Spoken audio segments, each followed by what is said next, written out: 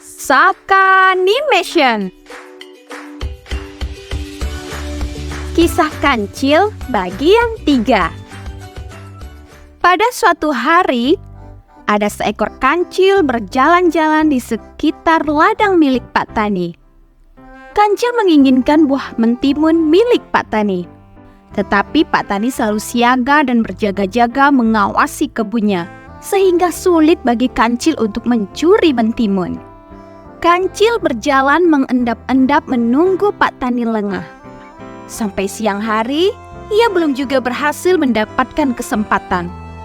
Akhirnya ia pergi meninggalkan tempat itu. Di tengah perjalanan, bertemu ia dengan seekor sapi. "Hai sapi, sedang apa kamu?" sapa Kancil.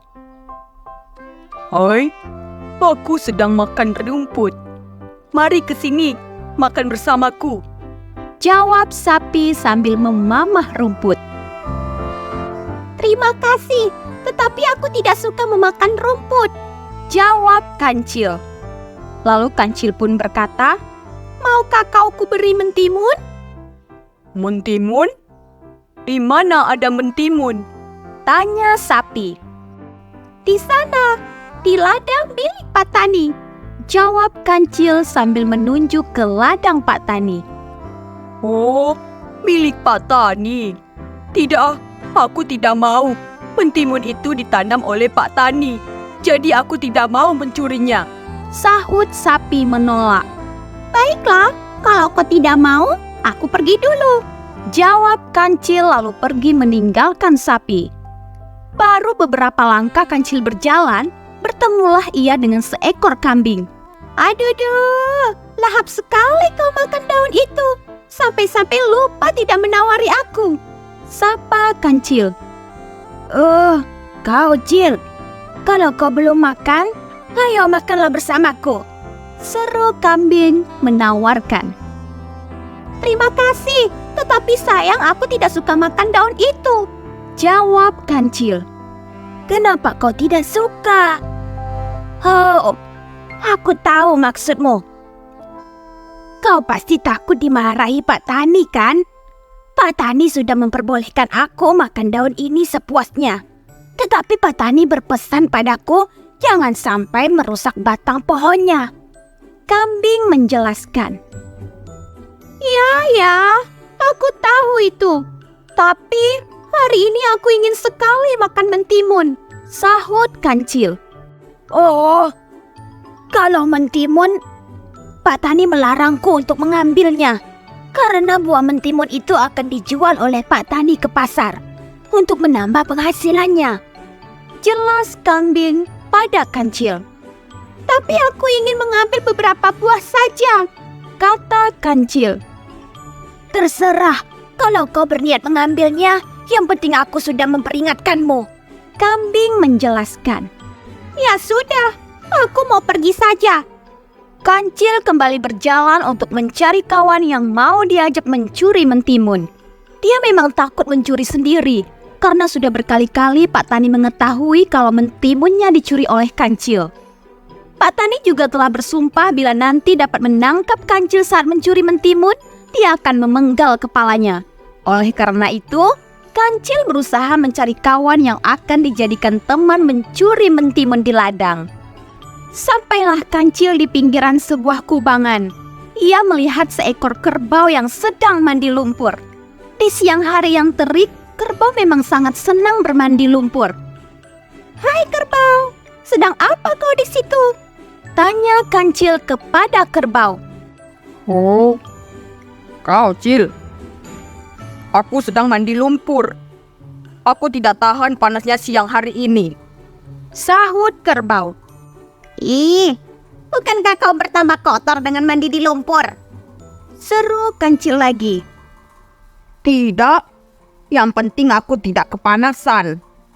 Kalau kau kepanasan, ayo kemarilah kita mandi bersama-sama," ajak kerbau.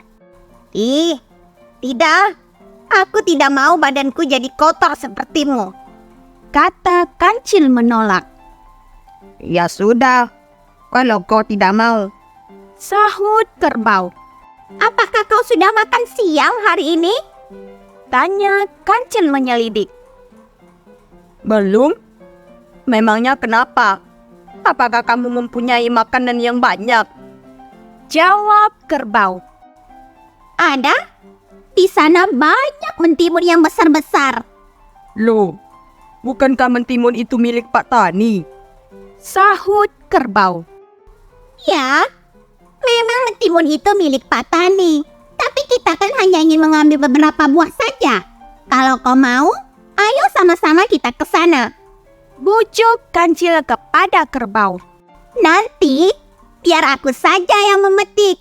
Kamu hanya berjalan saja melewati ladang supaya Pak Tani tidak curiga. Dan aku akan berjalan di sebelahmu agar tak terlihat oleh Pak Tani. Baiklah, mari kita ke sana sekarang. Kata kerbau menyetujui. Mereka berdua lalu berjalan bersama menuju ladang mentimun milik Pak Tani.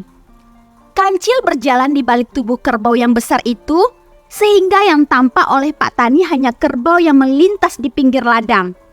Pak Tani tidak merasa curiga sedikit pun kepada kerbau, karena kerbau memang belum pernah mencuri mentimun ataupun merusak ladang Pak Tani. Ketika Pak Tani lengah, dengan cepat Kancil memetik beberapa buah mentimun yang besar-besar. Setelah berhasil, mereka pun memakan buah mentimun itu di suatu tempat yang sepi. Kau cerdik sekali, Cil. Pak Tani pasti tidak tahu kalau kau mencuri mentimun itu. Karena yang dilihatnya cuma aku yang sedang berjalan sendirian. Ucap kerbau kagum kepada akal bulus Kancil.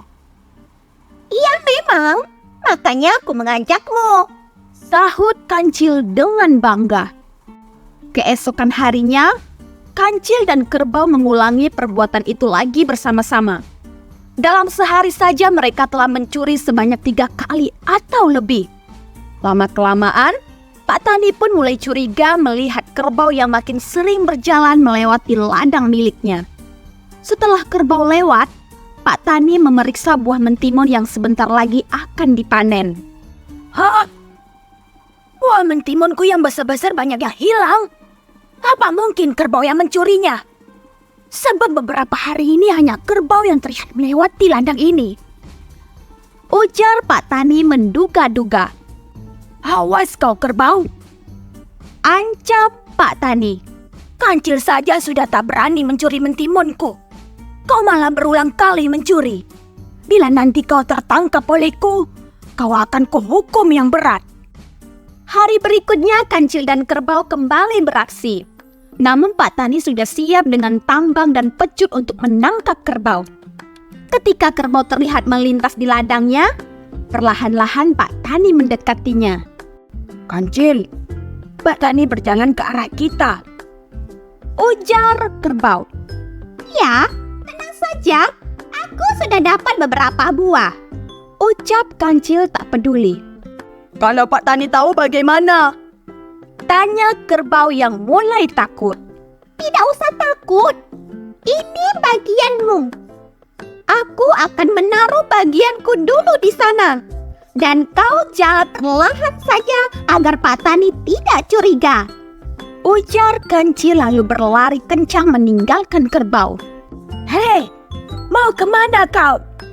Jegah Pak Tani di hadapan kerbau. Aku mau ke sana, Pak Tani. Sahut kerbau pelan. Oh, rupanya kamu yang selama ini telah mencuri mentimunku. Pantas saja akhir-akhir ini kau sering hilir mudik melewati ladangku. Tegur Pak Tani marah. Bukan aku yang mencurinya, Pak Tani. Tetapi Kancila yang telah mencuri mentimunmu. Sahut kerbau mengelak. Itu yang kau bawa apa? Bukankah itu mentimun dari ladangku? Pak Tani semakin marah. Ya, ini memang mentimun milikmu, Pak Tani. Tetapi Kancil yang mencurinya. Dan aku diberi sebagian olehnya. Lalu ia pergi membawa bagiannya. Tidak mungkin. Kancil sudah tidak lagi berani mencuri mentimunku. Lagian beberapa hari ini hanya kau yang kulihat melintas di sini. kata Pak Tani yang tidak mempercayai ucapan kerbau. Sekarang, sebagai hukumanmu, kamu harus mau membajak sawah-sawahku di sana. Perintah Pak Tani. Baiklah Pak Tani, kalau memang itu keputusanmu, aku menurut. Sahut kerbau kemudian. Pak Tani lalu mengikat leher kerbau dengan tambang agar tidak lari dari hukuman. Sejak itulah setiap hari kerbau mulai membajak sawah Pak Tani. Setelah selesai membajak sawah, barulah kerbau diberi makan oleh Pak Tani. Nah, kawan-kawan, jangan melakukan perbuatan seperti Kancil dalam kisah ini ya. Selalu berbuat baik dan tidak memanfaatkan teman dalam keburukan. Sampai di sini dulu kisah kali ini dan sampai ketemu di kisah berikutnya. Jangan lupa like dan subscribe ya. Bye-bye.